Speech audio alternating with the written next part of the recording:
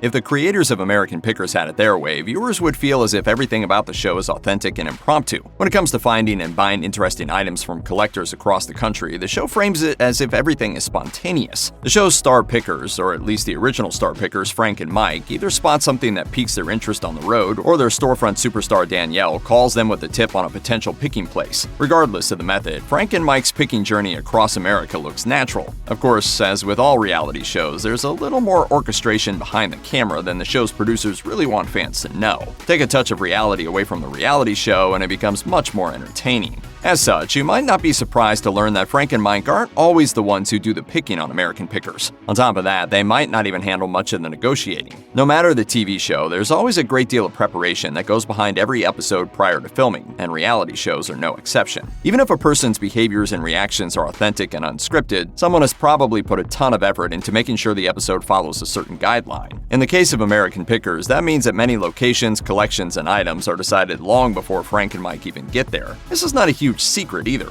Part of the process is scouting out areas and sending public calls to action to find unique collections and interesting locations. According to a Go San Angelo article about a local store featured on the show, there's a long process that sellers go through before anyone from American Pickers even goes to the chosen location to look around. In this case, the store in question was Ken's Toys. The owner, Ken Young, explained that he had a 3-week lead before the production crew showed up. Before that, the producers have a snoop. They get somebody to go into a site and look around. The man who came in that day, he gave me his card. Then I got a phone call and they said when they would be coming. Young and his family stated that Mike and everyone involved in the show were knowledgeable and kind, and they were really interested in the stories behind the items, which Young was happy to tell. There's nothing casual about the pickers process, and there's a lot of earnest effort put into finding interesting locations and objects to be featured on the show. But if you think that the producer's job stops at finding collections, however, you'd be wrong. In addition to scouting certain collections and items, the producers actually do a fair amount of the negotiations. Not to discredit the picking skills of Frank and Mike, who truly are the real deal. However, producers often negotiate prices beforehand, according to Living 101. That said, Frank and Mike have been known to continue haggling after the seller and producers have agreed on a price. As it's their job, they always want to ensure that they can get the best profit margin for the sale. And it's an aspect of the business that makes the show feel more real. It makes perfect sense that the production team would be skilled at finding and negotiating sales. The responsibility can't be completely on Frank and Mike, and in reality, if the two men were the only ones doing any picking, American Pickers would move at a much slower pace than it does. Regardless, the entire process might be something to consider next time you see Mike or Frank randomly discover a great item in a collection they supposedly just stumbled upon.